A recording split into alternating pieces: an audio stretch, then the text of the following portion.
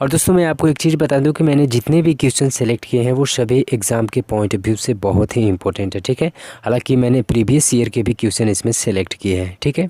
तो चलिए सेशन शुरुआत करते हैं और पहला क्वेश्चन आपके स्क्रीन पे रहा कि ब्रह्मांड का अध्ययन क्या कहलाता है। चलिए बताइए कि ब्रह्मांड का अध्ययन क्या कहलाता है। तो इसका राइट आंसर है दोस्तों ऑप्शन डी, कॉस्मोलॉजी, ठीक है। ब्रह्मांड का अध्ययन क्या कहलाता है, कॉस्मोलॉजी। आप लोग कॉपी में इसे नोट कर लीजिएगा।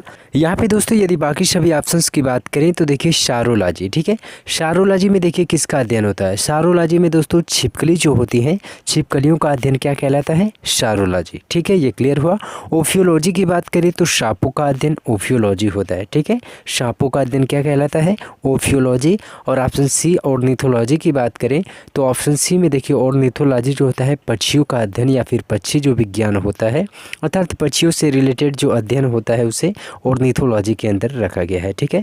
आप लोग इसे क्लियर कर लीजिए फिर से। कॉस्मोलॉजी विज्ञान का अध्ययन यानी ब्रह्मांड का अध्ययन क्या कहलाता है, कॉस्मोलॉजी। ऑर्निथोलॉजी में किसका अध्ययन होता है, पक्षियों का। ओफियोलॉजी में सांपों का। और शारोलॉजी में छिपकलियों का अध्ययन होता है। क्लियर हुआ। चलिए नेक्स्ट क्वेश्चन की ओर चलते हैं।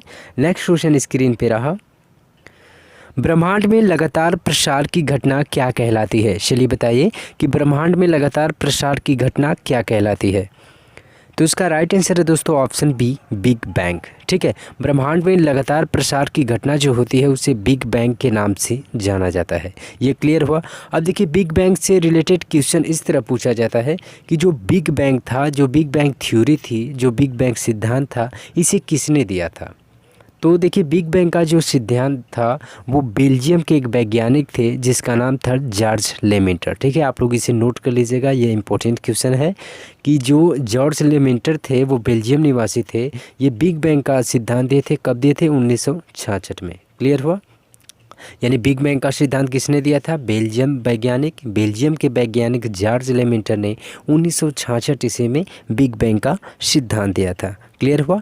यहाँ पे ऑप्शन सी ब्लैक होल की बात करें तो देखिए ब्लैक होल का सिद्धांत भारतीय मूल के एक वैज्ञानिक थे जिनका नाम था S Chandrashekhar.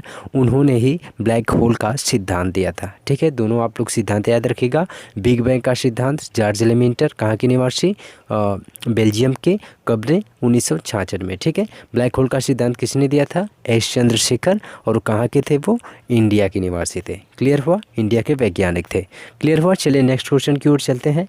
Next question screen पे रहा, इनमें से कौन ब्रह्मांड में स्थित विस्फोटीय तारा का नाम है। चलिए बताइए कि इन ऑप्शंस में से कौन एक विस्फोटीय तारा के नाम से जाना जाता है। तो इसका राइट आंसर है दोस्तों ऑप्शन डी, ए और बी दोनों, ठीक है। यहाँ पे ए और बी दोनों इसलिए है क्योंकि जो अभिनव तारा होता है, अभिनव तारा को ही सुपरनोवा के नाम से जाना जाता है, ठीक है। अभिनव तारा को ही सुपरनोवा के नाम से जाना जाता है। यानी क्वेश्चन एग्जाम में ये पूछा जा चुका है कि ब्रह्मांड में स्थित जो विस्फोटीय तारा होता है उसे किस नाम से जाना जाता है, तो अभिनव तारा या फिर सुपरनोवा तारा के नाम से जाना जाता है। यहाँ पे ऑप्शन सी की बात करें सेंटारस, तो दोस्तों मैं आपको एक चीज़ बता दूँ कि जो हमारा एग्ज़ाम में पूछता है इससे रिलेटेड कि जो सबसे बड़ा तारामंडल होता है उसे किस नाम से जाना जाता है। तो देखिए हमारे जो तारामंडल की जो संख्या है वो 89 है, ठीक है। तारामंडल की संख्या कितनी है, 89 है। और इसमें से यदि सबसे बड़े तारामंडल की बात करें तो सेंटारस, ठीक। और सबसे छोटे तारामंडल की बात करें तो क्रक्स होता है, ठीक है। इसी रिलेटेड नेक्स्ट क्वेश्चन आएगा आपको। तो बस आप लोग इतना याद रखिएगा कि इनमें से कौन ब्रह्मांड में स्थित विस्फोटी तारा के नाम से जाना जाता है, तो अभिनव तारा या फिर सुपरनोवा तारा, ठीक है। क्लियर हुआ। चलिए नेक्स्ट क्वेश्चन की ओर चलते हैं। नेक्स्ट सूर्य ब्रह्मांड का केंद्र है, यह कथन किसका है। सबसे ज़्यादा इंपॉर्टेंट क्वेश्चन, सूर्य ब्रह्मांड का केंद्र है, यह कथन किसका है। चलिए बताइए, सोच समझ के बताइएगा क्योंकि ये इंपॉर्टेंट क्वेश्चन है, ये पूछा ही जा चुका है। सूर्य ब्रह्मांड का केंद्र है, यह कथन किसका है। तो इसका राइट आंसर है दोस्तों ऑप्शन बी, कॉपरनिकस का, ठीक है। सूर्य ब्रह्मांड का केंद्र है, यह किसने कहा था, कॉपरनिकस ने, ठीक है। लेकिन इससे ही रिलेटेड एक क्वेश्चन और पूछा जाता है कि सूर्य सौरमंडल का केंद्र है, ठीक है। सूर्य सौरमंडल का केंद्र है, यह किसने कहा था।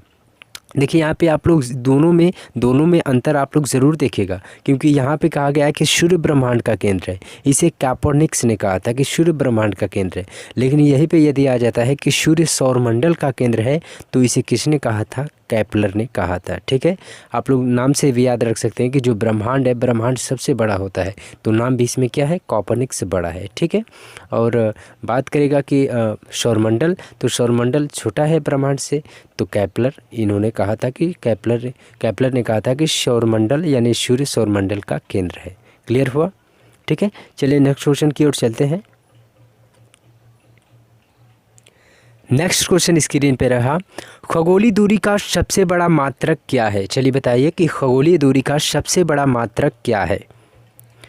तो इसका राइट आंसर है दोस्तों ऑप्शन ए, पारसेक। ठीक है, खगोलीय दूरी का सबसे बड़ा जो मात्रक होता है वो पारसेक होता है। देखिए इसमें अधिकतर स्टूडेंट कंफ्यूज्ड हो जाते हैं, क्योंकि खगोलीय दूरी का सबसे जो बड़ा मात्रक है वो पारसेक है। ठीक है, लेकिन प्रकाश वर्ष भी है, लेकिन सबसे बड़ा की बात पूछा है तो खगोलीय दूरी का सबसे बड़ा मात्रक पारसेक होता है। ठीक है, यहाँ पे यदि पारसेक की बात करें कि एक पारसेक बराबर कितना होता है, एग्ज़ाम में पूछता है कि एक पारसेक बराबर कितना होता है, तो एक पारसेक बराबर 3.26 प्रकाश वर्ष। इसे आप लोग ज़रूर याद रखिएगा कि एक पारसेक बराबर कितना होता है, 3.26 प्रकाश वर्ष। यहाँ पे देखिए, अब यहाँ पे देखिए प्रकाश वर्ष की बात करें तो देखिए प्रकाश वर्ष किसे कहा जाता है, एक वर्ष में प्रकाश द्वारा जो तय की गई दूरी होती है उसे प्रकाश वर्ष के नाम से जाना जाता है। ठीक है, अब एग्ज़ाम में इस तरह भी क्वेश्चन इससे पूछा जाता है कि एक प्रकाश वर्ष बराबर कितना होता है, तो दोस्तों एक प्रकाश वर्ष बराबर देखिए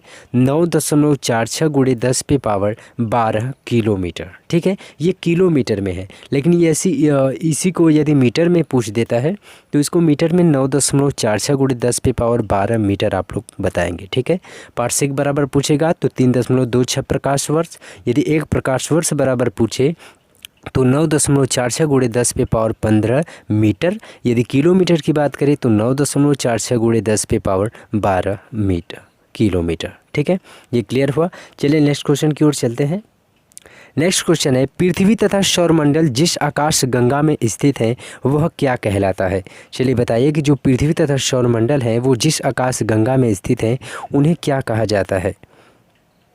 तो इसका राइट आंसर है दोस्तों ऑप्शन बी, दुग्ध मेखला। ठीक है, जो पृथ्वी है और जो सौरमंडल है, सौरमंडल में आपको पता होगा कि सूर्य है, बुध है, बृहस्पति है, शुक्र है, ठीक है, मंगल है, ये सभी जो ग्रह हैं और पृथ्वी जो है ये किस आकाशगंगा में रहते हैं, तो दुग्ध मेखला में रहते हैं। ठीक है, आप लोग इसे याद रखिएगा। दुग्ध मेखला को ही इंग्लिश में मिल्की वे के नाम से भी जाना जाता है, आप लोग इसे ज़रूर याद रखिएगा। यहाँ पे यदि बाकी सभी ऑप्शंस की बात करें, ऑप्शन देखिए ए की बात करें देवयानी, तो हमारी जो दुग्ध मेखला है, हमारी जो मंदाकिनी है दुग्ध मेखला, इससे नज़दीक पूछे तो देवयानी है। ठीक है, हमारी मंदाकिनी दुग्ध मेखला से सबसे नज़दीक कौन सी मंदाकिनी है? देवयानी। ठीक है, अब यहाँ पे ड्वार्फ मंदाकिनी की बात करें तो सबसे जो नवीनतम मंदाकिनी है उसे ड्वार्फ मंदाकिनी के नाम से जाना जाता है। आई होप कि ये क्लियर आपको हो गया होगा। चलिए नेक्स्ट क्वेश्चन की ओर चलते हैं।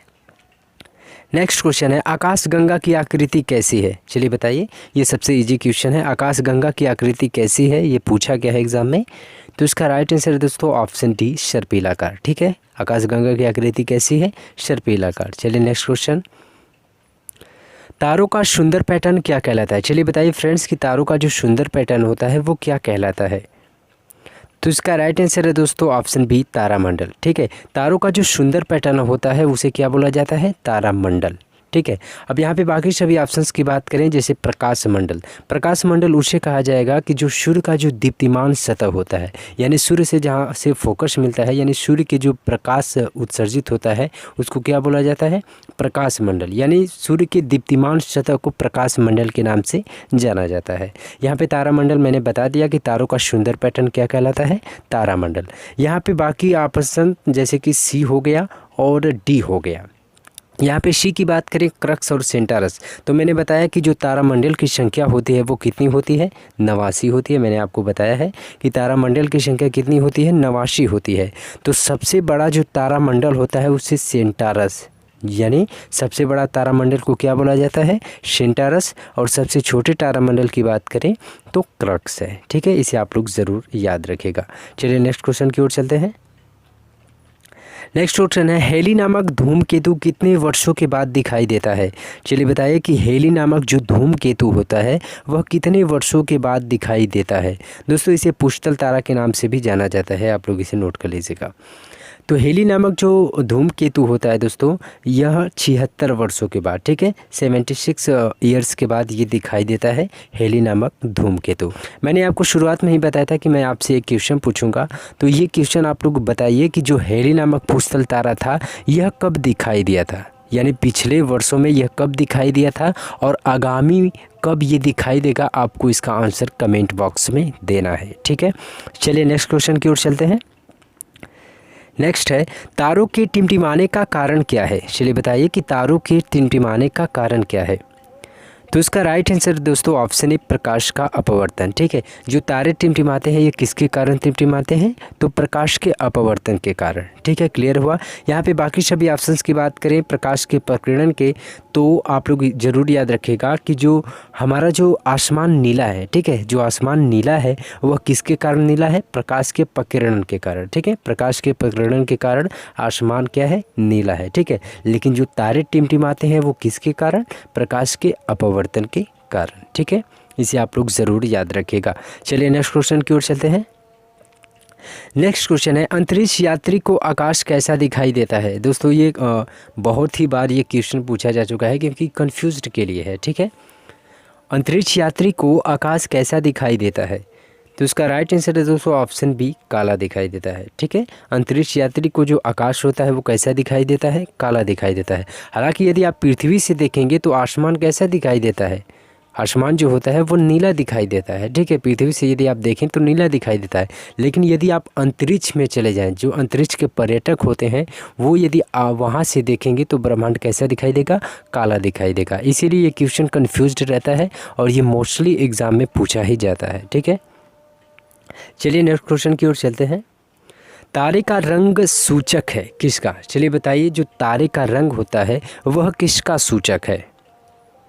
तो इसका राइट आंसर है दोस्तों ऑप्शन है ताप का, ठीक है। जो तारे होते हैं उसका जो रंग होता है वह रंग किसका सूचक होता है, ताप का होता है, ठीक है। यहाँ पे दोस्तों हम लोग तापी के माध्यम से यानी तापी के माध्यम से तारों को पहचाना जाता है कि उनका जो जीवन काल है, यानी उनको जो ऊर्जा देने का समय है वो कितने समय तक रह सकता है।